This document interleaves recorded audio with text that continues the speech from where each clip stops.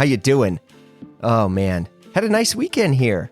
Everyone had a nice weekend? I don't even know what day it is while you're listening to it. For most people, it's a Monday. But I don't know, wherever you are, I hope you had a nice weekend or are about to. But yeah, I had a nice weekend, had a nice week. Got some good pods in the can. But enough about that. My guest this week is Andrew Chen, founder of 3sixteen.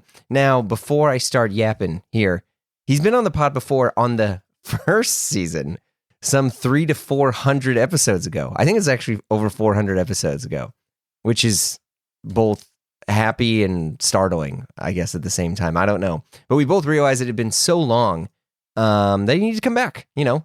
But I'll say, like, for folks who don't understand, a lot of times I sit downstairs, I write like 3 bullet points, I kind of just shoot from the hip and do my intros. But I kind of had a tough time with this. One, because Andrew and I are good friends. We go way back. But also, for most people, they may not understand what 3sixteen is now. Because I talked to a few friends. You'll hear me talk about it on the pod. But for most people, 3sixteen is this denim brand, right? But for others, they've been into their seasonal collections. And so we talk about that. We get all into it. And mainly things like how has he and his team evolved the brand without it ever looking like it's evolved at all, which I think is a very interesting thing to talk about. And it's amazing. And so anyway, Andrew and I talk about what's been happening at 3sixteen, why everyone loves big jeans now, big jeans, big lookbook energy, the rise of run clubs and cafés and retail stores. It's all in there. Here we go. Let's go. How you doing? I am doing all right. It's getting warm in New York City again. We had this really, really beautiful, cool, unseasonably cool week. Yeah. This past week, it was peak late summer, early fall weather, but it's not late summer. We're in the middle of summer, so it was a nice break. We're talking like high 70s, low 80s, no humidity. It was beautiful, but it's gross again. So. Man, I'm so done with summer. Like I hate summer. I don't like the fact that I don't know what to do with my kids. I still have to work. It's hot. It's humid. All of a sudden I have a short temper. Like I don't know how any clothing brand handles summer, no matter what unless you just sell swimsuits. It's and even quiet. then, It's pretty quiet. I mean, there are days where we're like, wow, people really are out here shopping in this weather. And to be honest, Los Angeles is like that, I would say, more often than not. And so, you know, people get accustomed to shopping in the heat, I guess. But yeah, this is the quietest month of the year for retail for most people, I would imagine, unless you're a swimsuit shop. Yeah. Or if you're in some like exotic vacation spot. Yeah. Or Hamptons, right? This is where you make your money. Yeah, right. The Chanel in the Hamptons. Yeah. And then the other thing that's crazy is that I got into the New York City Marathon last week. Congrats. Thank you. Huge accomplishment. No, zero accomplishment. The accomplishment will be if I finish, but you'll finish. I will finish, Lord willing. But yeah, the bib came through the club that I run with. So I didn't do the grueling 9+1 qualifying race thing that everybody else has to do. But that means that I have to train, and that is a lot of time. It's a massive time commitment. So that is a new thing that I'm working into the schedule. Yeah. Well, so wait, the New York Marathon is November 2nd. Okay. Yeah. So you got some time, but I have 3 months, but most marathon training blocks are 4 months. So I'm a little behind. Oh, yeah. Okay. Yeah. But your running isn't new to you. And we'll talk about 3sixteen. We'll talk about a bunch of stuff, but like you run a lot. Like, you know, it's always up on your stories and stuff. I'm a performative runner, I would say. My mileage wasn't very high leading up into it. And part of that was because I didn't think that I was going to get into the marathon.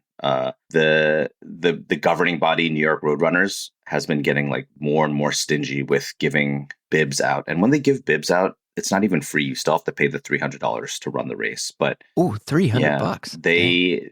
They used to reward clubs in New York City with 3 bibs per club, just kind of as a thank you for promoting running and promoting their races and things like that. But because running is in such a boom right now, we weren't even sure if we were going to get any this year. And so we found out a month into training season that they allocated 2 bibs. So one of them went to our co-founder, Veronica, and the other one went to me. And so this is my first marathon that I'm ever going to run. So that's pretty intimidating to be starting a little behind, but yeah, it'll be okay. It's going to make for a good story, though. Whenever you finish it, you're like, man, I didn't have enough time to compete.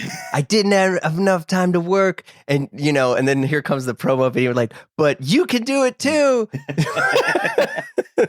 I've seen people say, like, if I can run a marathon, anybody can run a marathon. And I don't know if I buy that. I can't run it. And I just wouldn't. Yeah, it's.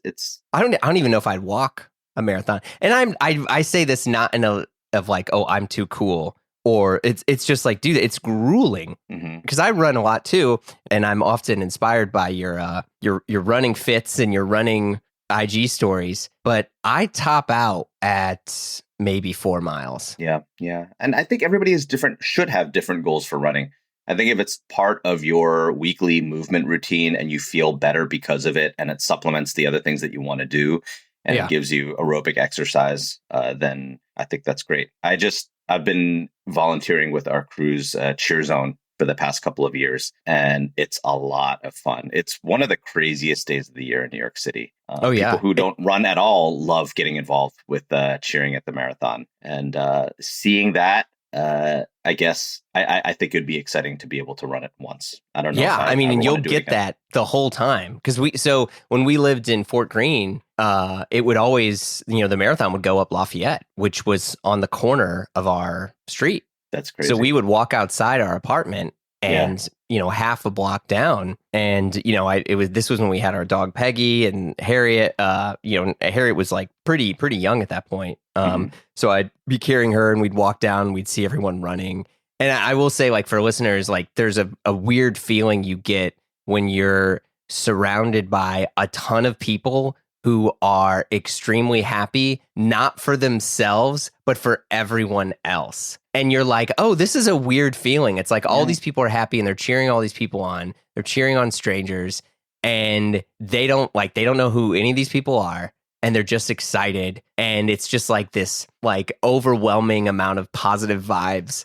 And it hits you. And all of a sudden, I'm just like, what is the salty discharge? And you're just like, what is happening? And then like, I'm like crying, and I'm just like, yeah, man, come on, you can do it. And you just see people, and then you'll see like people that, that are maybe in like a wheelchair, or a person who's, physically disabled in some way, shape or form, and they're doing it. And then you're just like, it's cool. So yeah, I'm very excited for you. This is going to be a lot of fun. Yeah, I'm excited too. I've been able to see firsthand how running has changed the lives of people in our crew. And that's why our cheer zone can sometimes get a little emotional, because you get to meet families that come out and cheer.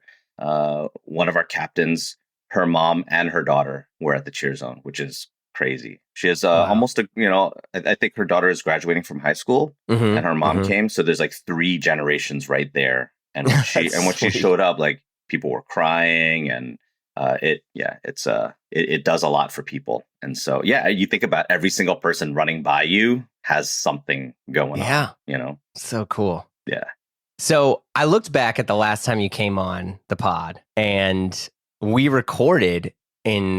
actually recorded in like late December of 2016. 151 BB Allen Street. Our old office, which is now Self-Edge's storage room. It's crazy. It was so long ago. You were like one of the early folks who was down to come on the pod. And closed that season 1, right?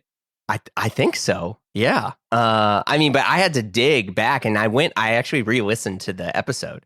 Did you? Yeah, it's good. It's good. I mean, it is interesting to hear my cadence and like how I would try to talk, and I could hear myself editing the pod in my head as I'm listening back.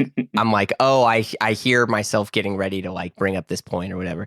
I don't know, but that part was interesting. But I would say where you are at in terms of 316 could not be more different of like where 316 is now. I mean, it's great. So I definitely want to unpack and like get into some of this stuff. And so like, what's been happening over the past few years at 316? Past few years, a lot. I think if we wanted to go super, super high level, we are selling more jeans than we ever have before, which is good news because that's what people know us for. And even after the death of hashtag menswear Americana, general interest in raw selvage denim, there are still regular dudes that are coming into the shop every single day that are like, I'd like to try my first pair of nice jeans. So we thought back then that there was still a good runway for what we were doing. And it appears as though that still is the case.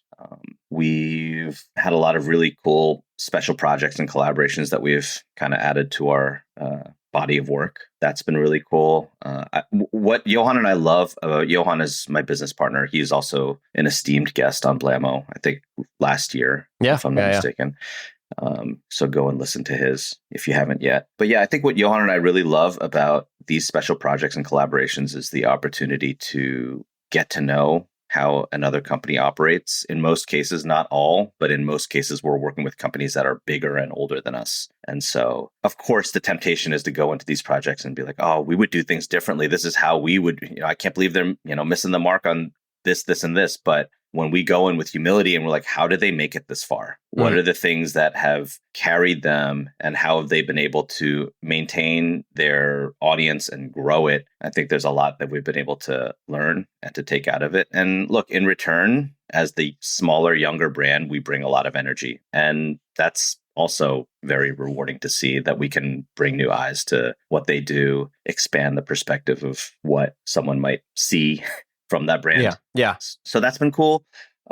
Since we spoke, we opened up our New York flagship in Nolita. That shop turns 5. It turned 5 a week or two ago. Yeah, because you opened it up during the pandemic, right? Yeah, we opened up during the pandemic and in the summertime. So that's been crazy. We closed down and moved our Los Angeles flagship last year. That was a big step, big milestone for us. And yeah, I guess growing our ability to interface with customers in person, because we had the old LA shop for 8 years and it served us really well. We loved the store. We loved the build out. People who came were well taken care of. The new location is just as it should be, better in every regard, and there's more foot traffic. It's been able to bring more people into the fold, and so yeah, we've seen a lot of value both online, talking with customers directly via email, via social media, and then also in person through our retail stores and the way that we're able to serve our customers. So I think those are 2 pretty big steps for us since we last spoke.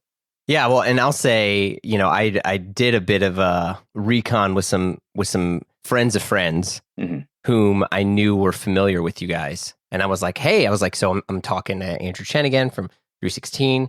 And I was like, I know you've checked out the brand before. And 2 of the 3 people were like, yeah, their t-shirts are really good. And I think that's the thing I wanted to chat about too, because, you had mentioned, you're like, oh, we're selling more jeans than ever, which I totally believe. But I think the interesting thing now is like when you were on the pod, we talked a ton about like denim and the denim focus and all this. And it also made sense. We were talking in the winter, and I mean, that's, people still buy jeans, and obviously you're still selling jeans, but these other people that I talked to, they were like, I have their shirts. I haven't tried their jeans yet. I want to get into them. But it's like, that's like, you've gotten so much bigger that, this kind of flagship, I'm air quoting that, is completely other products, which I think is like a testament to how much you've grown. So I'm kind of curious about some of that stuff.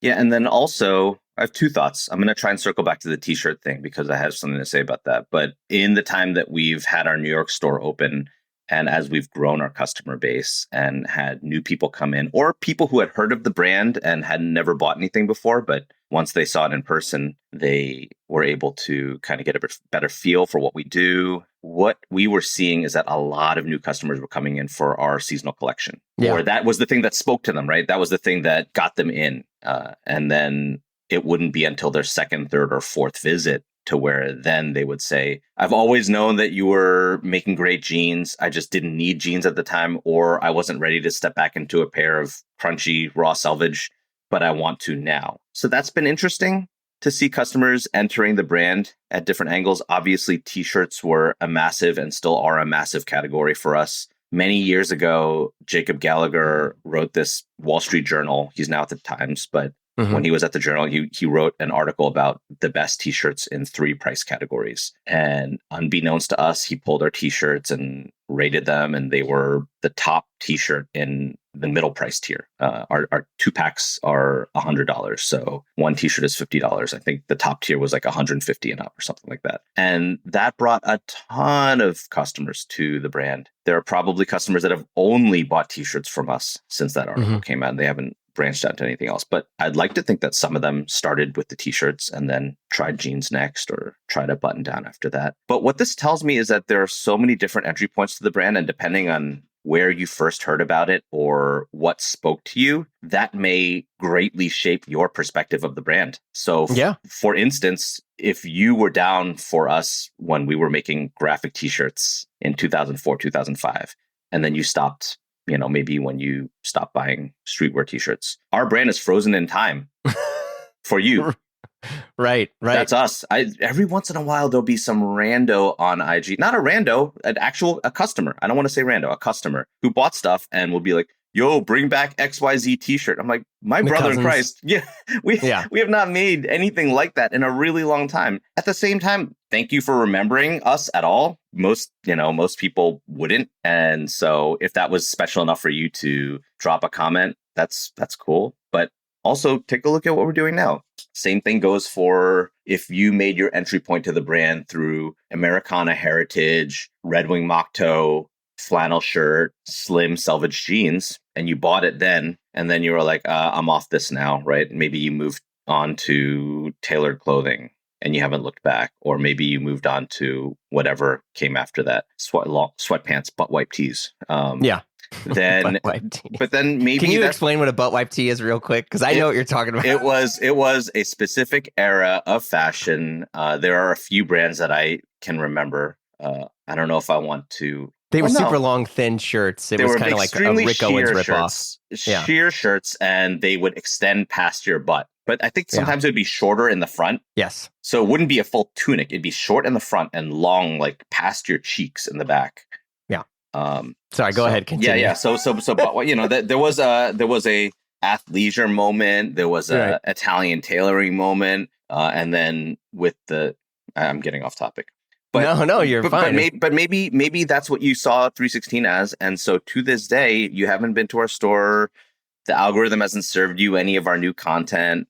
And so you maybe still remember us as big cuff, raw, rugged brand. Lumberjack. Yeah, maybe. Yeah. That happens, certainly. And this actually happened recently. Wes, our lead designer, was in Paris for Fashion Week. We were showing our new collection, and somebody from another brand was flipping through our rack and looking at our new Spring Summer 26 stuff. And they were like, I didn't know you made stuff like this. Honestly, I thought it was jeans and it was flannels. And guess what? There are still jeans and flannels in the collection, but there's just a lot of other stuff. And so I realized that it's hard to keep track, especially if you're not super engaged.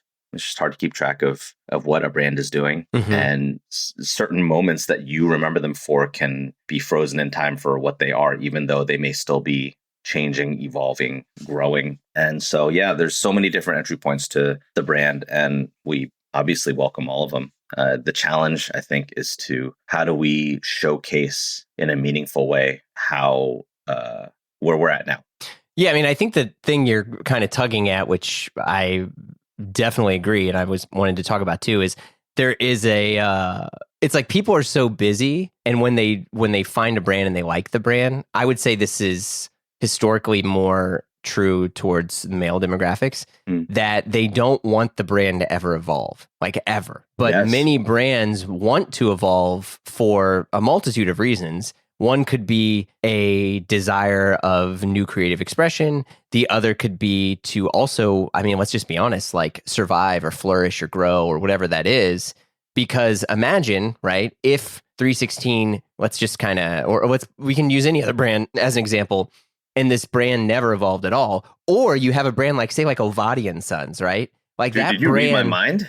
Yeah, I was starting to think, I was like, what's a brand that did this the other way, but like kind of like really didn't do well, in the sense that they just completely reinvented their whole look and aesthetic every season. And so like you had these polar extremes. You have some brands that just like would refuse to evolve and they keep showing the same stuff. And you're like, well, you know what? People don't want to wear clothes like that. People want bigger clothes now, or they want, whatever. Or you're like, hey, you remember that we did this and you guys sold this really well? Well, we completely neglected that. And now we're like streetwear and this. And so it's very, very difficult. And I'll say this for like people that are trying to run a brand or people that work with brands is like people need to be okay with brands growing. But I think that like that word means so much to so many different people. And like, what does growth look like? And you want a brand to experiment a bit, but you also, I'll be honest, like if you guys stop doing your t-shirts or you change the fit of your shirts, I'd be like, damn it, man. Like I'm a medium. I buy the medium. I do the thing. Yeah. So I'm curious, when you look back at this, was it like, oh man, we got lucky? Or like, no, like that was the whole point from the get-go? We definitely caught our fair share of breaks. I don't think anybody that has been around this long can not acknowledge that, right?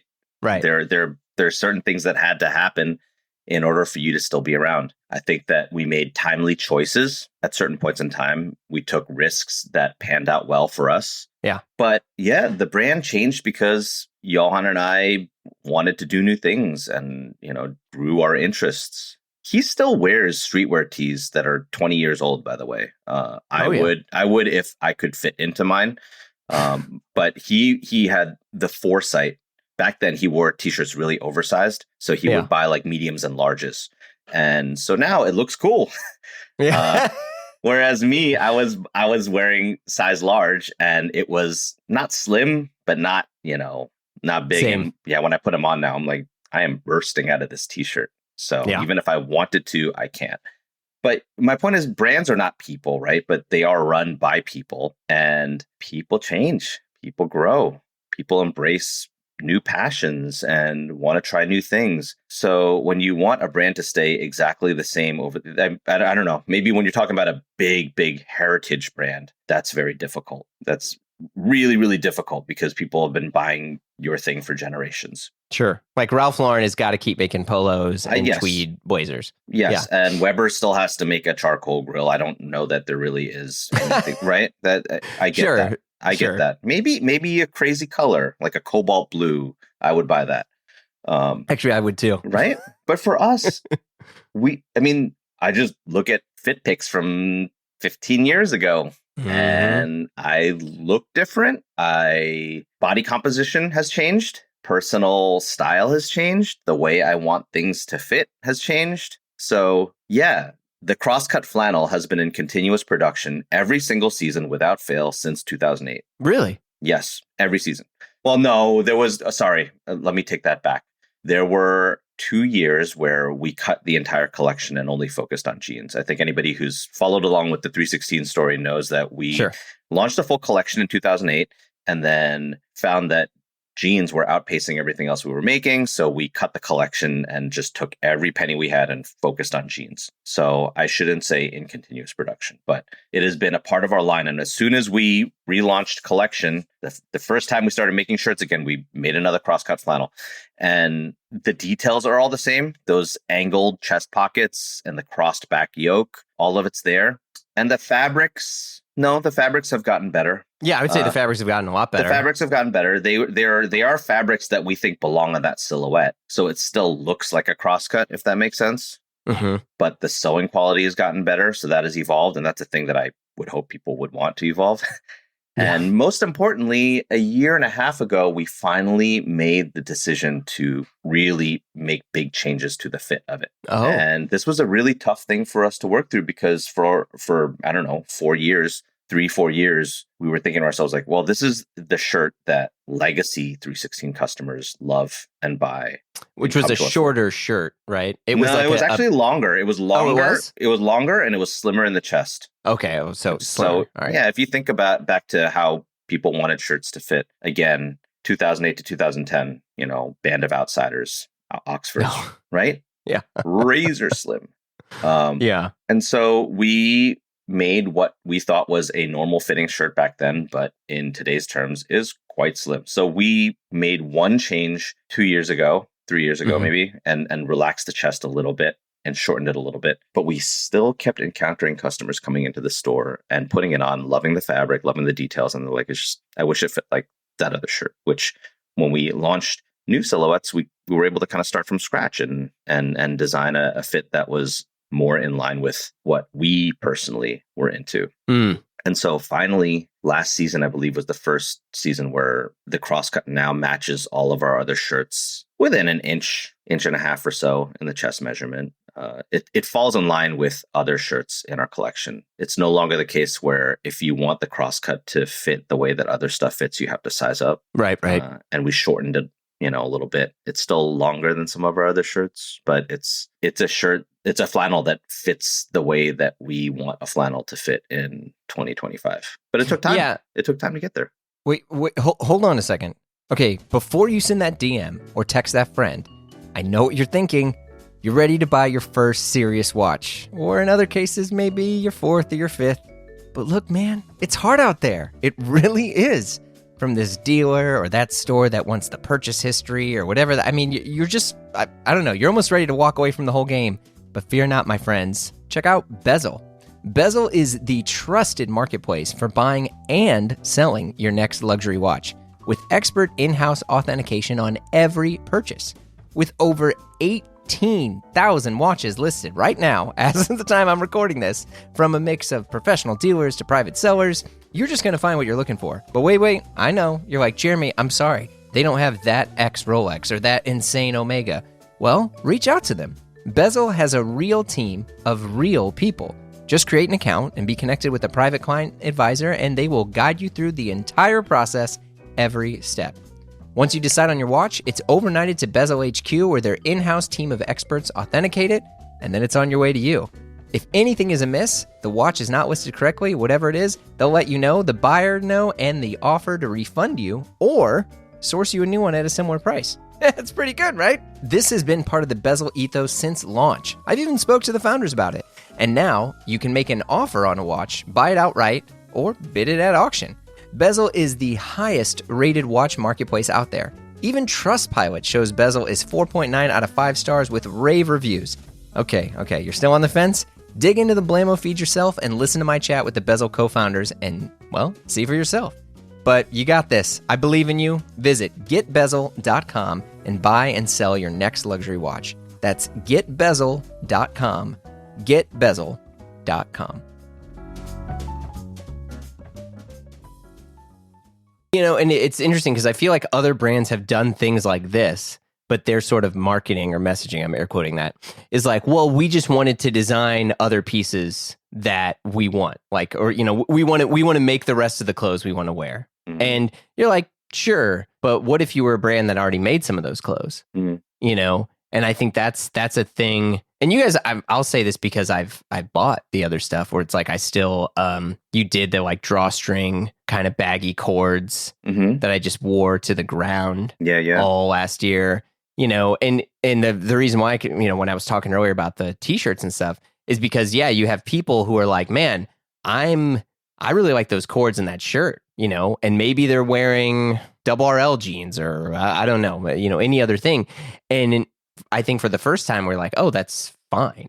And then you have some people who are still coming in, or you have like guys that are like, I'm RS. I only want the big, 316 baggy fit. And like, that's it. Mm-hmm. And I think that's a really cool part where from our conversations we've had privately and just, with sidebars here and there, I think it's been really interesting to see how you guys like are not, and maybe it's because you guys like don't have like private equity or whatever, but like you're not like, oh no, we got to convert that guy who's only buying our jeans, or we got to convert that person who hasn't bought our jeans yet. You guys are like, look, we're just going to keep making good stuff, and however you enter, we hope you like it. Yeah, we do think about it a little bit. We do think about a new customer coming in for a product category that may or may not make sense to a legacy customer. Mm-hmm. And how do we speak to all of them? And that has been something we've thought about when we approach design, but it's happening less and less. And hopefully it all starts to coalesce and converge a little bit more, at least fit-wise now. So I'll give you an example, like our vacation shirt, our camp collar that we've been making for a really long time, that had a fit, but then you would contrast it with, say, the resort shirt, which is not an open collar, but it's still a short sleeve shirt, boxier, shorter. There are two short sleeve shirt options, but we didn't want to change the vacation shirt fit too much because like, what if somebody's been buying it for a long time? And that was the spring version of the crosscut, basically. And we watched customers come in, love the fabric, love the details, and put it on. They're like, it's just not really for me. And so that has been modified too. So not that everything fits the same way, just with like different pockets or whatever. There are still minute details and, and variance and fit for specific reasons. But yeah, we just had to let go of this mysterious customer that was in the ether that we didn't want to leave behind and speak to the ones that were in the store and buying or not buying. Right. Because they didn't like the way something fit. And if we also weren't 100% on board with the way that it fit, then what are we doing here? Well, do you think you would have had the ability to do that if you have made the investment in a store? Like if you're an online only brand, like how do you get that? I share this with people all the time.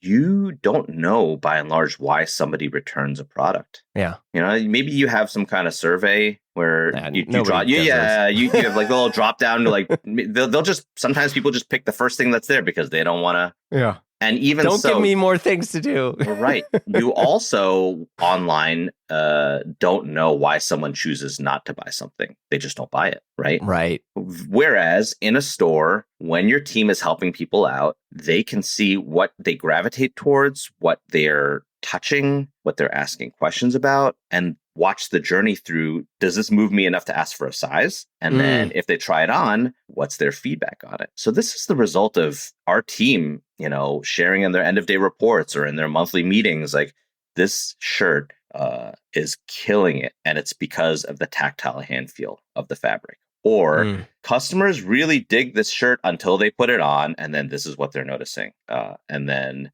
even down to our core products, they'll share feedback on jeans. They'll share feedback on t-shirts. And so here in this customer journey, you can see what people choose to try on, what they're into at first glance. You can find out what they like about how it fits or how it feels. And if they choose to pass on something, maybe you don't really know. Maybe everything looked fantastic on them. And they're like, I'm just going to think about it. Okay, I don't know anything about that. But sometimes they'll say, I'm passing on it because I didn't like this. And so now we have information. Right. Or if somebody bought something and then a couple days later brings it back, they can give us some feedback there as well. So have you ever been like in your head, at least, and I think sometimes where people are like, like say, we'll pull an extreme example where it's like, we kept getting all this customer feedback and then you're changing the brand, but then the other customer is like, well, I like this. And then you're like, well, and now we're going to change it back. And then, do you ever like listen to that and you're like, okay, well, that's fine, but that we disagree. That customer is wrong. Well, yes. I think that is the foundation of what a brand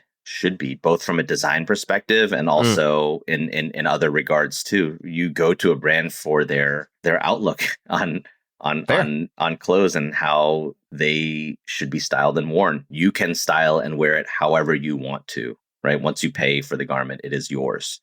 But that's the reason why we shoot lookbooks. That's why we show how we put an outfit together. That's why we, have the grading measurements that we do across sizes, a medium versus a large, things like that. Every decision there is a sort of perspective. And so if you don't back that perspective, then there are other options for you. And that's the cool part of being consumers, and I'm a consumer too. And so are you.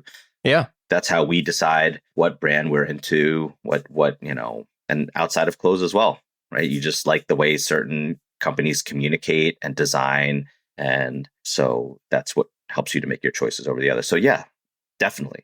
I'll give an example. We only have 5 cuts in our denim lineup. For a company that does so much business in jeans, we only have 5 different fits. And I will tell you this, the majority of our sales are only 3 fits. Oh. The other 2 are there because we've been making them and there are a few retail stores that like them and there's a few customers that have bought them over the years that really like them and they fit them really well. But I would say that the average customer that comes into our store is fitting into 1 or 2 of those 3 cuts. Right. Maybe they'll switch back and forth between, the 2 that they like the best. But is there room to make other cuts? Absolutely. But we don't want to keep on pumping out cuts just because we think the market wants it right now. So our RS cut that came out, I guess, 2 years ago now, a year and a half, 2 years ago. What's RS stand for? RS is relaxed straight. It is the widest cut that we make, but it is not what I would call a baggy cut. And as you see on the marketplace, there are some enormous jeans that rival the Jinkos that I used to wear. In, there are actually. In late high school, early college. The RS is what I would call a sensible, relaxed, straight leg jean. Yeah. You can wear it differently. You can size up and get more of the baggy effect. You can wear your true size. And then when you're tall, it just looks like a straight leg jean. And so why didn't we go baggier? Why didn't we make a baggy boot cut? Why didn't we make a jean that covers almost all of your shoe in the way that a Bushwick Life Ruiner would want to wear? It's cool. Yeah. It looks good, but we didn't feel like it was a cut that could be in the lineup a year or two from now. And there's a life cycle to everything, right? Those two cuts that I mentioned that we don't sell a lot of, we sold a lot of them 5 years ago. Right. 6 years ago. So I understand that nothing is truly timeless, air quotes for this, for listening. I guess a 501 is timeless, but people were not interested in a 501 cut 8-9 years ago. Yeah, I was going to say, right? So the name 501 is timeless, but I mean, for people that were, for a while, the big thing was it was a 501 inspired cut, for all the Levi heads out there. It wasn't the 501 that maybe someone's buying right now, or the vintage one that someone bought off the internet. Sure. It was what 501? Yeah, exactly. I mean, there was like a 503, and then there was these other things that were all these 501 things. But yeah, like that's the thing where you have the name of something being timeless because it evoked this like sense of like classic, but the product at its core wasn't always. I mean, it was evolving a bit. Yeah. Yeah, you talk about the way that Marlon Brando wore his jeans. Like a decade ago, nobody wanted their jeans to fit like that. Yeah, that's true. Right? True. They wanted a lower rise jean that was slim through the thigh and tapered enough so it could stack over your Clark's Desert boot, And you think about that now, you're like, that is a ridiculous fit. Yeah. But it was trendy enough to, hit small to big brands alike all the way across the board. Levi's was making a jean like that. Uniqlo was making a jean. Everybody was making a jean like that. A slim tapered jean. Yeah. And so, what is timeless even? I would like to say that two of the cuts in our lineup right now, the CS and the CT, have really good staying power. What's CS and CT? CS is classic straight. That one started out referencing the 47-501. So it's a high rise, room in the thigh, straight leg jean with a little bit of tiny little bit of taper from the knee down. Right. But when we first launched the CS, I don't know, a decade ago, it was specifically for the EU market because there were heritage rockabilly inspired stores that wanted a vintage straight leg jean. And so like, okay, we'll design one. And nobody in the US wanted it. Then I believe we brought it back 2019, 2020, something like that. I have to check my math. And that was the loosest jean that we made in the lineup. And now it looks slim on some people. Yeah, I was going to say that's too tight for me. Yeah. So I don't know. I don't know whether it's our bodies changing or just the way that we want clothes to fit changing. It could be any number of those different things. But depending on the seasons that fashion cycles go through, that changes. So, yeah, I mean, we just didn't want to go too far to the extreme on any super, super timely cut, if that makes sense. Right. And we felt like RS was a reasonable, relaxed cut that would look good on a lot of bodies and we could have in the lineup for a really long time. So, we stopped there. Yeah. Yeah. Well, and then also, I mean, I want to talk about your lookbook and stuff too, because especially in the lookbook that you have now, right? You had a couple things, or you would have a few pictures from like a collab or something like that. But now, and this is, the cool thing is like, you have a lookbook and everything that the person's wearing is the brand. Like, did you ever see that happening? Funny story, a long time ago when Barney's first approached us, rest in peace, Barney's, when Barney's first approached us. You got the last laugh there. Yes. To carry the line, I remember the buyer saying, this is a good start, but the collection is not big enough. And we felt some type of way when they said that. So the next season, we tried to grow it, even though maybe we didn't have enough ideas or the ability to execute. But we did try and grow the collection to something where they might be able to carry the brand. They were like, oh, yeah, just you've got a couple jeans, a couple shirts, but we need a bigger representation of what the brand is so that we can showcase it to our customers. It all ended up being like whatever, because when they did end up picking us up, it was just jeans. The collection didn't even matter.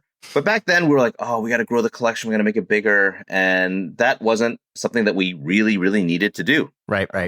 The size of the collection now is one that feels very good to us. And I think it happened organically over time. And it stems more from excitement and desire of adding different ideas to what we could be as a brand, rather than we need to hit a certain size or we need to fill things out. There are still things that we don't do really well. And so those products, if they show up in the line, will usually occur via collaboration. Right. Or special project. Right.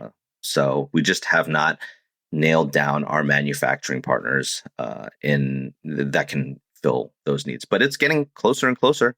Yeah. Well, I think also, like, I'll say this, like, from, a person who's really particular, like, it's cool to see that the lines like make sense in a sense where you're like, oh, so, I mean, I'll say this for listeners, you have like big fashion houses, right? And that fashion house every season has, a theme or an expression or whatever sort of, non sequitur that's supposed to catch all of why a collection looks the way it does. And then every piece is in reference to that collection, whether by X designer or Y designer. And then you have other brands where they have a collection, but the collection doesn't really make sense. Maybe it's a younger brand, maybe it's a big cartel brand or some sort of like Instagram brand that's like not shade. It's just like in terms of their reach and sales, and they'll make other pieces, but you're like, yeah, this is cool, but like, how does this fit? Like, why do you have this shirt? Yeah, why does it exist? Why do you, and I think it's been interesting looking at, because I pulled up a bunch of old lookbooks before we chatted. And seeing like, oh, okay, like, yes, this makes sense because there's a color theme here. Or like, yes, you have knitwear and it makes sense because it's styled this way. Versus, so when you see it, it feels cohesive. And I say this again, like for listeners, for people who like work on brands or own a brand or run a brand, where it's like the importance of the fact that it fits in a box, I think is actually the more helpful than like, putting a governor on a Ferrari, right? Like this is like, it helps sell the other pieces and make sense. You're like, oh, that color jacket is really cool, and I can see that I would maybe wear it and then have it for my own thing. But also it goes with this knit or these pants, or those pants complement this. And I think like people don't really get that as much anymore. And it's why for me, and I think a lot, there's less and less like formal education in terms of like clothing design and color theory and pattern making. Because in a lot of ways, it's kind of like the music business. It's not as difficult. The barrier of entry is lower. Yeah. It's much lower, and I could find a manufacturer and I could start like Blammo clothes, and I could be like, we're making this hoodie and these jeans, and I'm gonna have this partner who already has a block, and I'm just gonna customize their block, and then I'm gonna call this guy, and I'm gonna buy this fabric from this person. And I don't think that is bad. Like, I'm kind of rambling here for a reason where it's like, I don't think any of those things are inherently wrong, but when there is growth and evolution, and you can look back and see like, okay, well, maybe we were here, but now we're here. And that's the point from the, the beginning, is like, all of this fits. And that's, I think it's a huge thing to strive for, but also to call out. So, yeah. Well, you have to be around long enough for people to be able to see a history, right? There's that. Very true. There is that. But I don't know. I don't know how closely people have followed our journey. I imagine some people out there have, or people have tapped in or tapped out at different eras, I suppose. But for instance, we had a filmmaker, Christian Flamio, who's done a few things for us now. He came to hang out at our lookbook shoot and just get like behind the scenes footage and off the cuff remarks as we were putting looks together. Oh, yeah. You posted it not that long ago. Yeah. It went up on YouTube. And I guess we wanted to give people a little peek into our design process and also just things that excited or inspired us as we were trying to put certain things together and where the idea might have come from. So there's a barn jacket that comes out next month. That's I sick. think it's Yeah. I love it. But it didn't Really come good. out of nowhere, right? Like there have been other barn jacket ideas, other Northeast outdoorsman ideas in the collection in years past. And they were the best that we could have executed them at the time. And maybe it didn't perform that well at retail because people didn't get it. And so maybe we took a pause on it, or maybe we weren't entirely. There's a lot of vulnerability here. I think when people talk about clothing or designing clothing, you'd like to think that everything sells out immediately and everything is a smash hit, but that is not the case.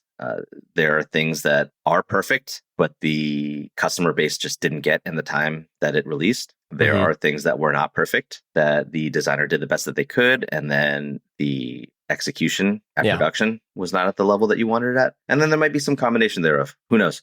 But there's no brand with 100% sell-through. And I think I referred to that earlier on where like maybe somebody wasn't liking this or they didn't buy that. I don't know that that's something that a brand owner would usually share on a podcast. Oh yeah, they weren't buying this for X reasons, but these are things that we pay attention to because if nothing else, our goal is to serve our customers better year by year. And that means paying attention to why they like things and why they don't like things while maintaining our perspective on like, these are the things that we won't budge on. Yeah. I mean, even brands like Visvim don't sell everything out. No. And also, even brands like Visvim change their fits and change their silhouettes and change their, there's still a thing where you're like, okay, I can see how it connects, but it's different. Yeah. And so there are ideas that have carried forward over time. We hadn't made a bomber jacket in a while, and we made a new bomber jacket, and it had some roots in a very popular jacket that we made back in 2008, 2009, but it's different in many, many regards. And we just didn't have something in the lineup like that for a while. So we were excited to bring it back, but totally new fit and different trims and ideas and execution. It would be like how I would want to wear that bomber today, if that makes sense. So things like that, I would hope that there is some kind of through line. Hopefully the color story shows some cohesion over the years. There's always a couple of fun pops of color here and there, but there should be some kind of consistency to what a line of ours should look like. Part of that is having the same lead designer for over a decade, right? Like Wes has been with us for so long, and all that output is, it originates from him and Romeo now, who's a part of the design team. And so, there should be some sort of hopefully consistency, just a little bit better because, no brand is a finished product. And at any given season, you want it to get better over time. Just like as a human being, you would want to be a better version of yourself, hopefully a few years later. So, this is the best product that we've ever made. I'm happy to say that for many reasons, from the manufacturing partners and the way that we've been able to communicate with them to the fabric that we've been able to both source and develop. And hopefully we're presenting it better than we ever have before. And that's not a bad thing, right? We don't want to have peaked last year. Yeah. So, I mean, it's true. I mean, because I don't know. I think in hindsight, there are certain brands that I look at and I'm like, man, I still love like Michael Bastian 2008, 9, 10. Like there's stuff there that is so good. I think it's still wearable. It's still stuff I want to do. But due to things that I am not privy to, Michael Bastian doesn't really exist anymore. And it doesn't in the way that it was for me, and the quality change and this and this. And like, that's a bummer. And I think there's also stuff where, when you think of a brand that can exist for a long time, like it's really, really hard, especially, and I think that's something you guys have done pretty well, where it's like you've maintained existence, over a long period of time, which, some brands are a flash in the pan and then they're like, I don't know, antisocial social club. You're like, okay, yes, that's still cool for whomever wants it and whatever, all props, I guess. But like, I don't know. So I feel like just existing long term is a feat in and of itself. Johan talks all the time about slow, consistent growth and just hanging around, right? This game is hanging around. It's existing, it's iterating, it's growing, it's showing improvement. Hopefully you're able to earn more than you did last year. That's not always a given, but you need to earn more than you did last year so that you can pay your team and pay the people that you work with, because cost of living goes up too, right? So, or your surprise tariffs that get thrown at you. Correct. Yeah.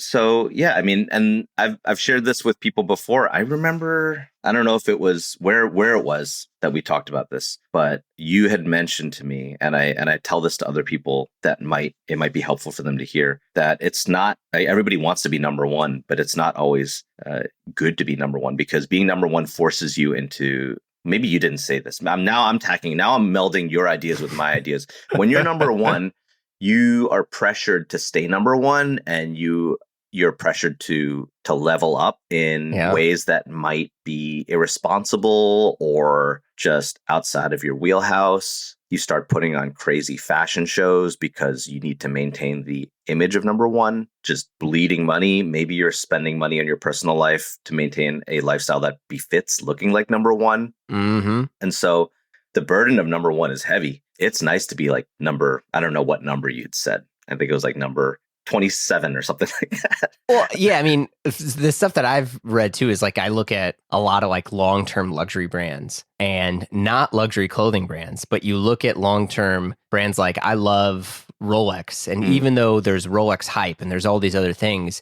when you look at their product line they've been around for 100 years. All right. Yeah. So when you look at their product line, let's just focus on the last 50. It hasn't changed that much. It is a evolution, but a tiny bit of refinement every single year. Right. And even then, it's not about new product all the time. There might be a different story on the previous product, or a different way to showcase it, or a different way to show how it fits. And obviously I'm aware it's a watch, not clothes. You could wear a watch every day. But when you look at how they approach growth, they never shoot for, we need a 30, and this is where it's because they're a private company, right? Right. We need a 30% growth, or we need an 8x return every year. And you're just like, man, what a death rattle. Mm-hmm. Like, that is so scary, because also nobody likes Goliath ever. Everyone wants to take down the biggest thing. In this case, is Rolex the Goliath, though, would you say, at this point in time? No, I would say maybe to some people, but like, if you're in the watch game, Patek Philippe is the Goliath. They're still like, when you really make it, when you really, really, really make it, and you finally get past your little whatever sub. It is, your little sub, your little Daytona, whatever you feel like okay, way to go, buddy. Why don't you get into, Patek Philippe that has real history and this and this, and I'm making all this up, or you get into independence where you just start working with the watchmaker directly. Like, you get into the Resheppi and Simon Brett and all this stuff where it's like, yeah, that guy made it. He's over there versus this factory did this over iterations and iterations. But to go back at that, Hermes, right? Gigantic company. Like, for them, they're like looking for, 4 to 7% growth every year. Like, you just want to exist long enough to kind of, pay your bills, do a little bit of innovation, but just keep going. And I think that's something that so many clothing brands could really benefit from. But a lot of people do take on private equity, which is we need a bigger return now, but you can have unlimited capital. Do you want to do 8 million Instagram ads? Here you go. Yeah. Do you want to have this influencer peddle your shtick? Here you go. Even though 2 weeks ago they peddled something that is completely opposite of what they're doing. Here you go. Here's the money, but we need a lot more soon. This unfolded in streetwear. Yeah. This unfolded like before our eyes. Absolutely. There were brands that started at the same time that we did, and they took on investors. And Johan and I, for a time, tried to get some investment because we just couldn't grow at the rate that we wanted to, or do all the things that we wanted to self-funded. There just wasn't enough money. We couldn't get the collection bigger. We couldn't increase distribution. And so we talked to investors, and 2 of them turned us down. And one of them we didn't feel great about, so we turned down. And what a bullet dodging. What a blessing. What an incredible blessing. to be in the position that we're in now. It was I don't know, it was prescient. Like we didn't at the time, this felt like the most important thing to us. And then seeing how brands were pressured into making decisions that they would not have made on their own, or design choices, distribution choices that they would not have liked to, because there were revenue goals to hit, right? Yeah. More stores, more this. And look, I'll be honest, I don't think private equity is the enemy. So I'm going to be very clear. Like, I don't think it's bad, but I think when there's a high level of expectation that comes from that, I think the brands that I like the most are ones that are still around. And even though, people could say like, oh, well, Dior's been around for ages. It's like, well, okay, cool. Like, Dior's cool, but like, was it, people don't like, or they love the Kim Jones and they don't like this era, or they want the JW Anderson. And even then, it's more that designer than the parent brand. Yeah. Yeah. People are rooting for designers over brands now. Absolutely. And I think that's the other thing too, where it's like, you just have brands now that are so big where now they're like, well, we need to look smaller. So let's have this designer, and we're going to, have that designer have a Substack or whatever it is. And we're going to have this person, and you're going to connect with them on a personal level. And I think that's fine too, but it's just like, it's really tough as consumer sentiment and what a consumer wants, from an expectation. And I don't say all these things to be all gloom and doom, like this is the state of retail. I think there's still tons of people that are doing really, really well. But like, I mean, I don't know, look at Aimé Leon Dore, right? Like super hot, super, super hot, lines around the block. And I'm sure it exists for a lot of things, but you also have brands that like their customers outgrow them, like Supreme, ALD, while they're still great entry points and they'll have some super like hype stuff, whether they tried to make it that way or not. You then have these consumers that are like, that's cool, I love it. Now I want the Patek Philippe. You know what I mean? They're like, I got the Rolex, I got the thing, and I think that becomes the new challenge for a lot of brands, where it's like, okay, your primary demographic supported you at this price point in entry level. Yeah. And now they're going to outgrow you because they want to spend more. So what do you make a new product and make a higher margin on it? Or do you then make something for that consumer? And I think that becomes the challenge for brands that do exist for a long time, where it's like, okay, we do need to make something for that guy who's making $500,000 and, is looking for something that is rare, unique, and extremely limited. Which is why brands like Visvim still exist, right? I mean, all Visvim shit is hard to get, super, is made incredibly well, but I don't know, they're like, oh, we only made 2 pieces of that. Yeah, and I mean, Wes and I have talked about how we remember when Visvim was expensive, but somewhat in the realm of possibility. Like you'd be, it hurt, but not as bad. Yes, yeah. I mean, I remember, I don't know, this was, I don't know, 12, 13 years ago. I went to FIL and bought a pair of FBTs, hand-painted FBTs, and they were expensive, but I could afford them. He can't really do that anymore. It's kind of ascended to another level. It's not unlike how Bodhi feels like now, right? When Bodhi first opened up their flagship, I walked in like a week after their opening, and I hadn't owned anything before, and I wanted their one-of-one quilted quilt shirts. Oh, yeah. And I bought one, and it was $400. And that's a lot of money for a shirt, but it was a really beautiful shirt. I don't think you can get a one-of-one piece like that anymore at that price. Yeah, I mean, Bodhi's shirt right now, just pulling it up, their Laurelist overshirt, it's $1,400. Is that a production shirt, or is that a like old fabric? Because this was like an old quilt that they had sourced. And yeah, I don't know. Their other stuff, it's like a printed Manhattan Island short sleeve shirt. It is $590. Yeah, there's still some Bodhi stuff I look at. I'm like, dude, that's pretty good. Yes, absolutely. But it's also same thing with Visvim, but it's just it has ascended to a tier that is not. I don't think you are high anymore. I'm very much priced out of Visvim. Even I used to be able to get a nice little hookup here and there, but like I would love a Visvim 6.5 fishtail, and right now, according to their website, it is $3,485. It's for a customer that is not us. Yeah, maybe, and that's okay. That's fine. I still love the brand, but wowie zowie. I think the interesting thing that will happen for, I don't even know why we're talking about other brands, maybe just because we love clothes. I think what would be interesting is if ALD can be around long enough to get people back on board that are off of it, and what that might look like. Because I will tell you, as a young kid, I of course I loved Supreme, and then over time you're like, for all the reasons that you might think of, right? Stop buying it. And I mean, our shop is around the corner from the flagship. And so whenever I'm walking over to Self Edge, you see the type of people that are waiting online to get in, and you don't really think you have anything in common with them, right? It looks like a totally different customer base.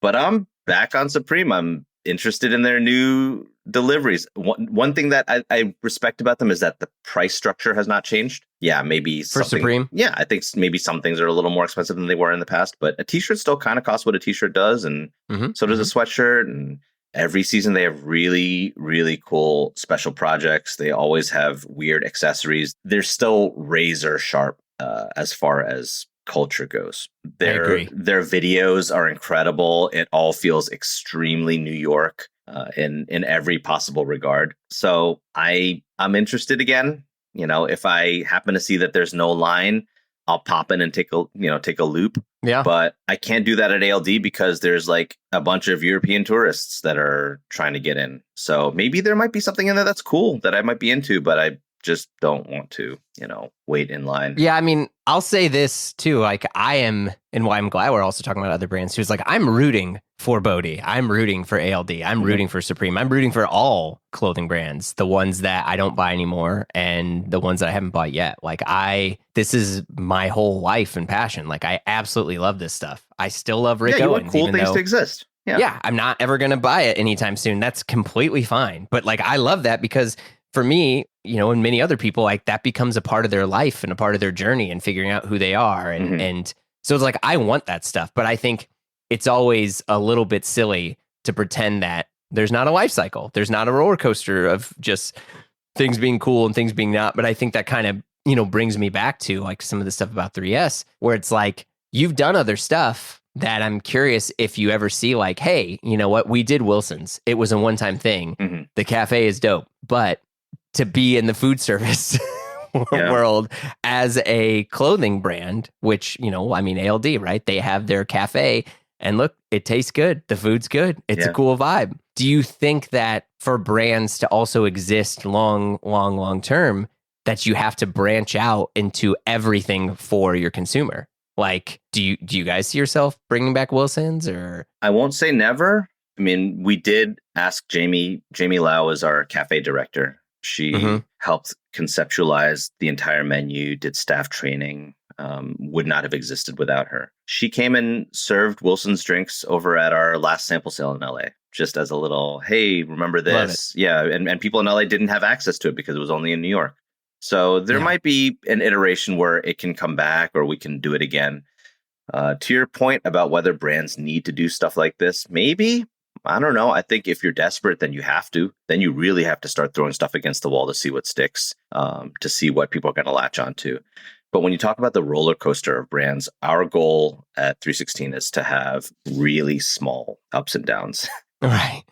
All ones that you can still survive and exist and thrive. Yeah. It's not going to be a Six Flags ride. Like you can go on that, that can be somebody else's brand, Right. Sure. Terrifying highs and, heartbreaking lows. If we can there are going to be ups and downs. We're going through ups and downs this year. But if we can try and minimize and be smart about the way that we spend our money and the efforts that we jump into, there can be loss leaders for sure in the name of marketing or just showcasing what we're into. You just can't be having that all the time. Yeah. I guess, for us, we spent a lot of money on Wilson's. And for those who don't know, 2 years ago, we had a pop-up cafe in our New York shop for a month, rotating roasters that had beans that were, roasted specifically for the cafe. And it was fantastic. Johan and I have always dreamed of doing some sort of coffee service. And it was a lot of fun. We learned so much from the team that we had on board for the month. It was a very cool vibe. But we were happy to close it up because it was another full-time job on top of everything else that we had to do. And we just weren't staffed up enough to be able to maintain it. And so the goal was to close it after a month, and that's what we did. And I don't know. I don't think we need to. We're not scrambling to figure out like how do we bring it back this upcoming year. If there's a situation that presents itself, we'll do it. But I hope that people got a little taste of what we're into and how we would run a cafe if we did open up a cafe. That was kind of the goal. We spent the kind of money that you would spend if you were opening up a permanent cafe, both from a, training perspective, the level of expertise of the baristas that were there, the menu itself, the graphic identity. Well, and it was, it's an activation.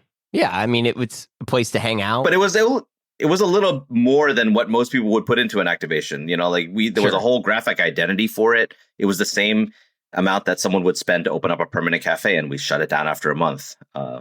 So we definitely did it to the nines, just because that's how we know how to do stuff. And it doesn't make a lot of financial sense, but it's okay to have stuff like that as long as it's not happening all the time. Right. So we did it.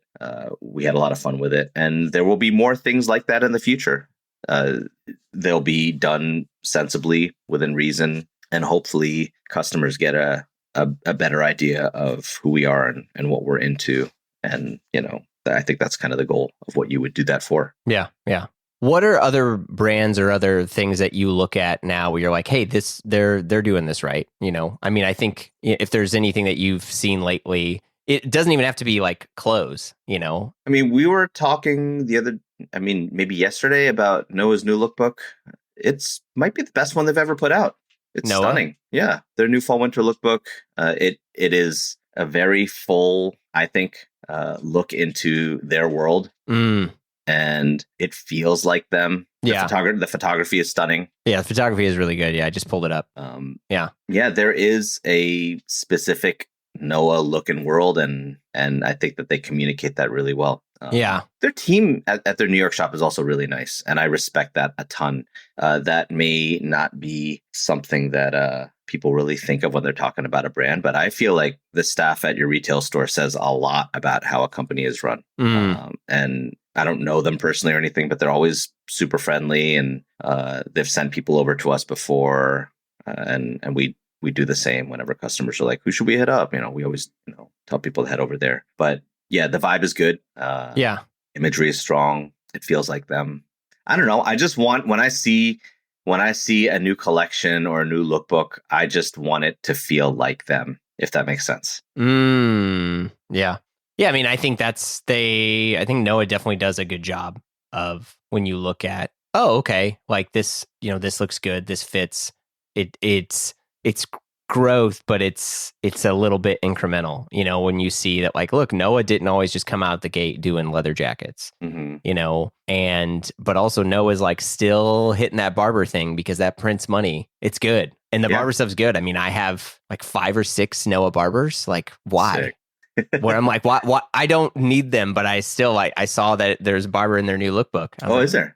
Yeah. Well, I mean, it's classic Noah. Yeah. See, that's the fun thing about lookbooks. You get to everybody pull something different out of it, right? That's I saw it and I was like, oh, look, they did a spay in spring, and it looks like they're doing another one again, or like the super short cropped one in wools, which is like, there's good stuff there. The question is, will people buy it? And that's the thing where it's like, I don't know. I hope they do. I mean, obviously I'm rooting for Noah as well. The spay crushed this past season. Yeah. I mean, it was interesting because too, like there's other brands like this where like a brand like say Noah, right? They sell it in store before it hits online.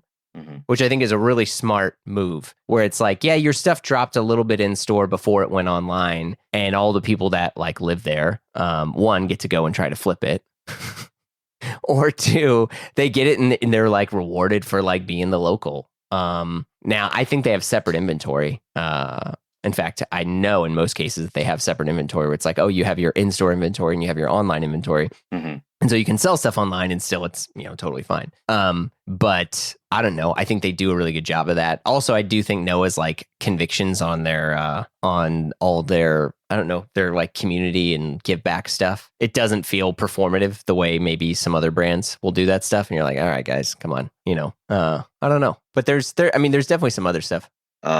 So like, anyways, I guess what is the bigger picture here? The bigger picture is that there are brands that present well and there are brands that execute well. And sometimes they intersect and you've got a brand that's hitting on all cylinders. But we still don't know. Nobody knows anything. There's just like so much smoke and mirrors in this industry. So some brand that you think is absolutely killing it might be hoping and praying that they get through the next season because, maybe their customer base has moved on. Maybe they're missing the mark. Maybe they raised prices too much. And so, yeah. That's why I'd mentioned like USM, where it's like, I think USM is everywhere, but it's also, I'm like a little annoyed by it because I'm like, man, I don't really want everyone doing it. And then also because of tariffs and because of everything else, I always gauge their prices on like two different things, and I put a thing in my cart the other day and I was like, wow, that's up over $1,000. It's costing me $1,000 more than it did when I got it, 3 years ago. Yeah. Yikes. I don't think people are prepared for what's coming with tariffs. I mean, who knows how long policies will stay in effect for, but we're dealing with it right now. We have our first delivery that is supposed to clear customs, and that's from our Indian manufacturing partner. And the customs broker is having a really hard time clearing customs because of all the complexities that have been layered on. So now, not only are we talking about more money, but we're losing time because we need to get this stuff to our retailers. We need to hit our release date. So there are costs beyond just the tariffs themselves. When you overcomplicate a system, there are other detriments that come with it. So that's this shipment. The next shipment, we don't know whether it'll hit before the 50% comes into effect. Oh, sheesh. Yeah. Think about any product people had to already, right? Because for a small window of time, China was at 125%. Think about anything that you make. And then when it comes to the country, after paying for your regular customs and duties, which any imported product has something on it, tacking another 50% on. Yeah. I mean, it's bad. There's look at the watch games like this right now too, with this 39% tariff thing, which as of us recording this is on, and it is not ideal. And if you're a smaller brand, shit, man, if you're Rolex too, the fact that like we'll see what happens, but there's a potential for about a 17 to 20% increase on the retail price to offset the 39% increase on the invoice price. So basically, because it'll be the whatever their wholesale price that they're kind of marking it at. You would see a $10,000, $12,000 watch all of a sudden costs 14.5. Yeah. And a 14.5 watch all of a sudden costs like 17. Yeah. And you're like, that's a lot. And for some people, like, well, it doesn't matter. Rich people can still do it. Yeah, but still, there are more, believe it or not, there are more people that buy Rolex that don't have all the money than there are that do. It's kind of how the luxury market has been since the get-go. There's been so much interesting dialogue over tariffs, especially when we make a video that really breaks outside of our usual, I guess, community and followers. And then you get people that have no idea what you do, watch this video, and then go to your site and like, you know what? You make $250 jeans. You deserve it. Yeah. Someone wrote that. You guys deserve it. Well, or just, what do I care if a really expensive clothing brand now has to pay more for their product? That's your problem. Like, what does that have to do with me, regular Joe? And obviously there's nuance and you can't really get into this stuff in the comment section. Number one, because nobody's trying to have their minds changed in the comment section, right? But one thing that I wish people realized is that the American economy is dependent upon small businesses. Maybe you are not our customer, but we employ people that are more like you than the billionaires that are floating out there. Yeah. Right. And maybe you could also afford a pair of $250 jeans if that was your thing. You spent over $100,000 on a pickup truck. That's a lot of money. Yeah. So it's just kind of multifaceted, right? Like you could say, I don't care that this, 3 Michelin star restaurant is struggling now. That's not for me anyways. But you know what? The dishwasher, the wait staff, front of Yeah. house, the line chef, they're all regular people who need jobs. Yep. It's just such a short-sighted perspective. Yeah, I mean, I think that those people, it doesn't matter. Some of it is where it's like, I just don't want to face this. I don't want to deal with it. And I was trying to, find a photo of, I don't know, somebody rewriting a music song to add a fart noise in it. And all of a sudden I got served this. And it's like, fine, cool. But yeah, I mean, there's already stuff that's popping up and it's happening where you're seeing over time, there's like gradual little price increases where it's like, oh, these jeans from Walmart were $22. And now it's like, well, now they're 28. Mhm. And it's like, okay. And then, oh, now they're 32, and it's like, oh, you don't really notice because you're just paying more for that stuff. And I think that's the thing where you don't realize the work you're doing and what you're getting paid for, and then how far your dollar goes for everyday stuff. I mean, we see that all the time. Our Target orders of a lot of the same stuff we get: milk, toilet paper, kids snacks, detergent, paper towels, whatever, right? We get a lot of the stuff from our like Target near us or whatever. And you're like, oh, dang, like you can see your order history over years and you see the same prices and how much it's gone up. And you're like, oh shit, like that's crazy. You're paying like $3-4 more for those things. And you're just like, I mean, that money comes from somewhere. And so it's less that you have for A, B, C, and D. And also, I'm not making more money, Yeah, it's a slow bleed. Yeah. And so you just feel how that affects, you on your day-to-day stuff. And yeah, so I don't know. There's tons of people that talk about this really well, but it's tough when things cost a lot and people aren't always exactly like able to process it. Yeah. I mean, the slow bleed comes through in lots of different ways, and you might not notice it on the first 3 or 4 orders from your grocery store, but over time it builds up, and then it takes away spending power, right? You can't put money back into your local community, people around you.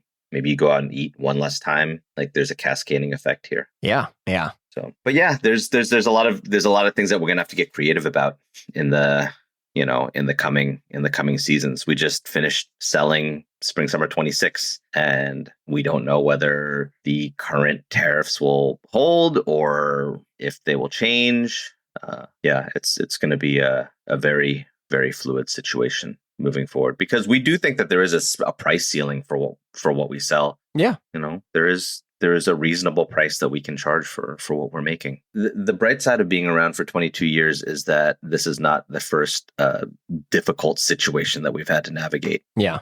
Right. I mean, 2008 recession was not a fun time. Granted, the stakes were a little bit lower. The company was much smaller. We weren't doing the kind of business that we're doing now, but the stakes were high in that it was Johan's and my livelihood. Yeah. So we still had to make tough decisions and take sensible risks and just watch things unfold, do our best, cut back, lean out. And, same thing will have to happen now. We'll make the best decisions we can with the information that's in front of us and try and take care of the people that work at the company and figure it out. So I'm not scared. I just think that it will not be easy. At the very least, it's going to be a ton of work. Yeah. Like a ton of work. Just making sure that we're not getting overcharged on shipments that are coming in, because there's so much confusion. This already happened a couple months ago when we got some shoes in from Sanders out in England. We got charged 2 different tariff rates for the shipment to New York and the shipment to LA. And in my rush to clear the customs, I just paid the New York one, which was double the one to LA. I just thought that was the new normal. And then we got the LA shipment, and our rep at Sanders was like, no, you were overcharged. And think about going to try and get your money back. It's impossible. Oh, so dang. Stakes were a little bit lower there than on a massive seasonal shipment, right? But it was money that was down the drain. And so now we've asked our customs agents to be extra careful. We can't even trust their work. We have to check it as well. Hence why our first delivery of fall is still not cleared. So, at best, a ton of work and extra diligence that needs to be, due diligence that needs to be applied. But possibly more, and we just got to be careful. Yeah. Well, we'll see how this goes. Yeah. But yeah, No, I think just despite whatever challenges we might be facing now or 5 years from now or whatever, I'm thankful that we still have a platform. I'm thankful that people care about what we do and have a lot of passion for it. Like I've started to see that people will shoot an email over or leave a comment. It's like, been rocking with you guys for years now. And I feel like as the brand grows, that's my journey as well. And that is nice to hear because we don't have to relate to everybody out there. We just have to relate to some customers. That's true. And that feels good that there are people out there that understand and back it.